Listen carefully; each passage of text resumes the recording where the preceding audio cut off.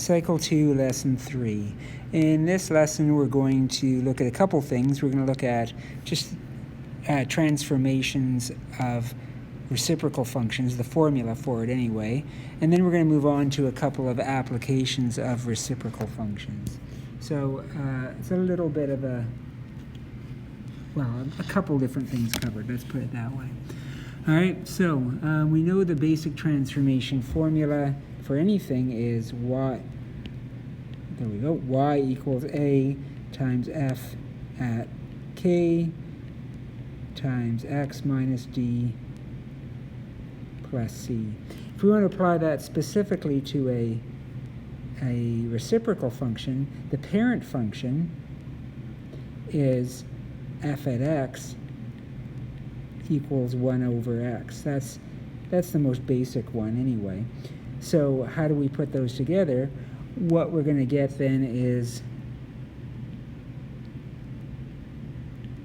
y equals a times, and then we have the 1 over k times x minus d. They have to be in the denominator of this reciprocal, and then the plus c on the end. So we're going to see, again, we can recognize the different values by where they are. Probably more likely, you're going to see the a popped up onto the top, because if I multiply some number times a fraction, this a here, we just multiply that times 1, it's going to end up on the top, right? So you're probably more likely to see it written like this, a over k times x minus d plus c. A, k, d, and c are all the same things they've always been. A is our vertical stretch and reflection, k is our horizontal stretch and reflection, d is our horizontal shift, just remember to change the sign when you take it out of the brackets, and c is our vertical shift.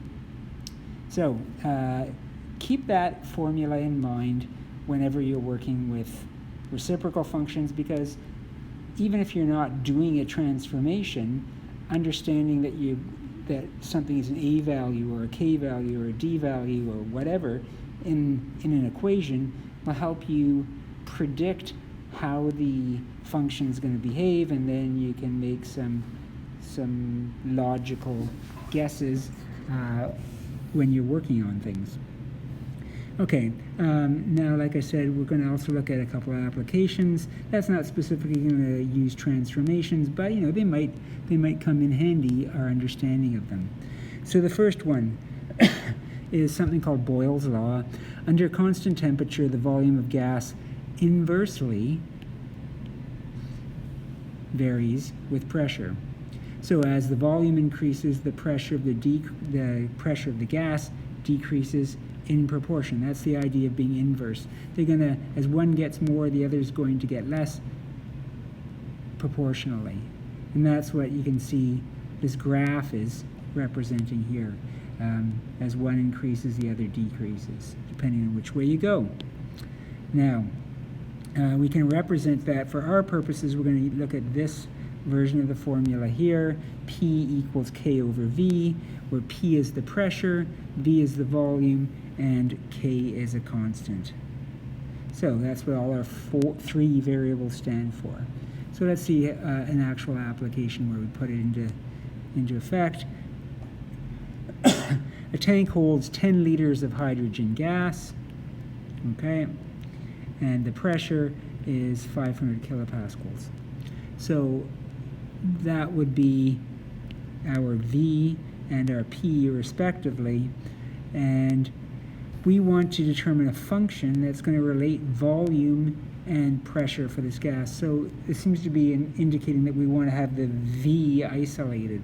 So we already know it as P equals K over V. If I want to rearrange that, then I could multiply both sides by V, and I'd get VP equals K, and then I could divide each side by P, and I'd have my V isolated, and I'd have V equals K over P. So that's a fairly simple rearrangement of the formula, but now we've got V by itself. And as for, that's just the general form of the formula, but to get this specific one for this situation, we need to substitute in some values we know. So we would put in the 10 liters for the volume, and we would put in 500 for the pressure, and then we can find out what K is equal to. So if I multiply both sides by 500, then I get the K isolated. And it turns out, therefore, that K equals 5,000. So that's the constant for this situation, this particular one. And then I put it back into the formula, and I get V equals 5,000, the constant, over P. And so that's the relationship for this particular gas. And P has to be greater than 0, and V has to be greater than 0. I mean, P can't equal 0. We'd have division by 0 error, but we're not going to have we can't have negative volumes. We can't have negative pressures in this case. So V has to be greater than 0. P has to be greater than 0. Draw a sketch of the graph you see in Desmos. Well, I guess we're going to have to put it into Desmos to do that. V equals 5,000 divided by P. Again, for Desmos we use Y and X. So V is our output, so it would be like our Y value, and P is going to be like our X value. When I graph it, I don't see anything, but that's only because it is far off the scale as we see it. Again, we're going to focus only on quadrant 1 because it makes no sense to have negative volume or pressure here. So that's the graph in this particular situation. So we'll just draw a little sketch here. Just a quadrant 1 sketch. Oops, did not need to do that. Let's try again. I keep touching the screen. Third time's the charm. There we go. Okay. This is pressure, this is volume, this is the graph. So that is our inverse relationship graph. What's the effect of doubling the pressure? Well, remember our basic formula is V equals K over P, or we could even apply it specifically to this one, but now let's make it a general formula. So V equals K over P. If I double it, then we have V equals K over 2P. Like, so what's the effect on V by doubling the pressure? Well, really what we're doing is we're going to, if I make the pressure twice as big, I'm going to make the volume half as big as it used to be.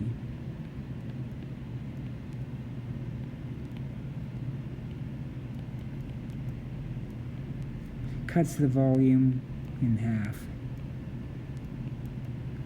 Again, that's the inverse relationship, right?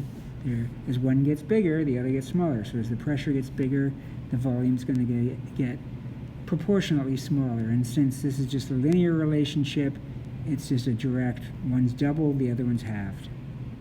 Intensity of sound, though, now we're looking at one where the intensity of sound in watts per square meter varies inversely as the square of distance in meters. So the square of distance.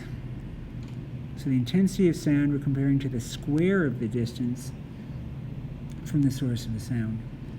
So we have sound from a loudspeaker at a distance of 2 meters, and the intensity is 0.001 watts per meter squared. So, again, what I want to do is come up with a formula specifically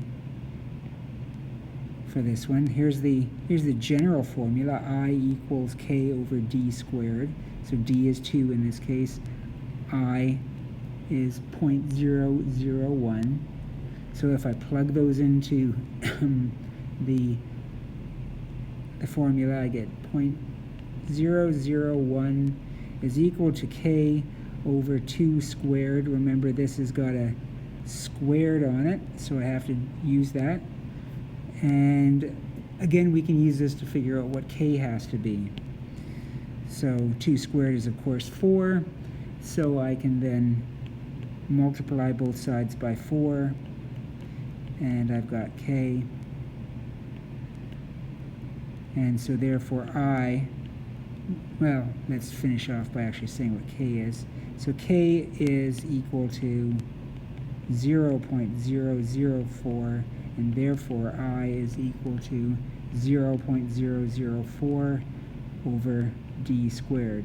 Again, for this particular relationship.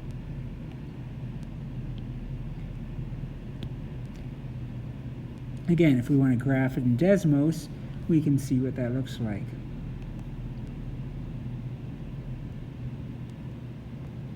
Again, I'm going to use y and x, so y equals 0.004 divided by x instead of I squared.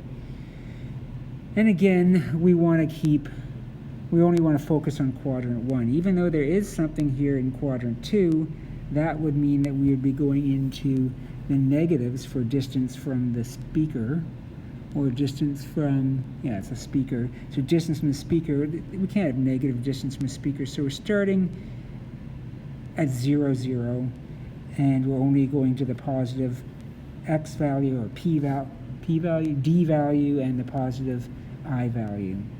So again, it's got that same shape where it's just inversely proportional. This one's steeper, though. That would be a factor of it being squared. So that makes things just sort of cut away in a sharper manner.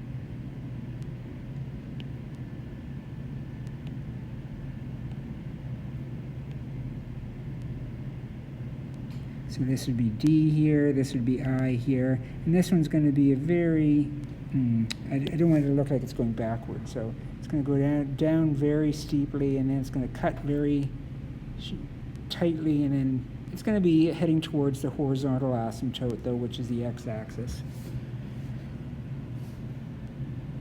And again, D has to be greater than 0, and so does I.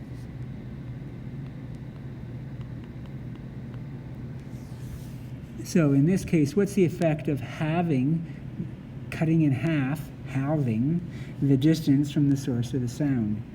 Well, we're starting with this formula, I equals k over d squared. And we want to cut this in half. We're going to halve it.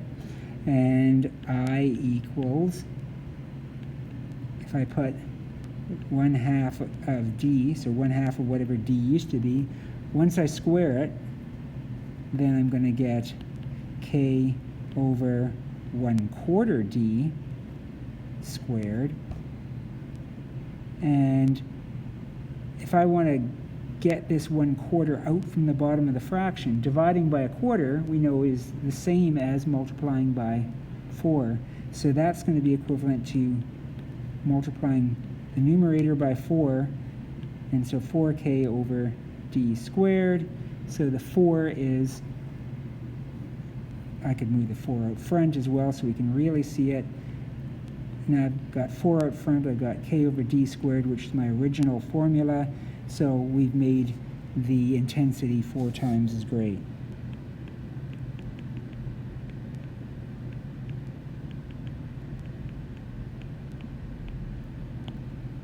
That's it.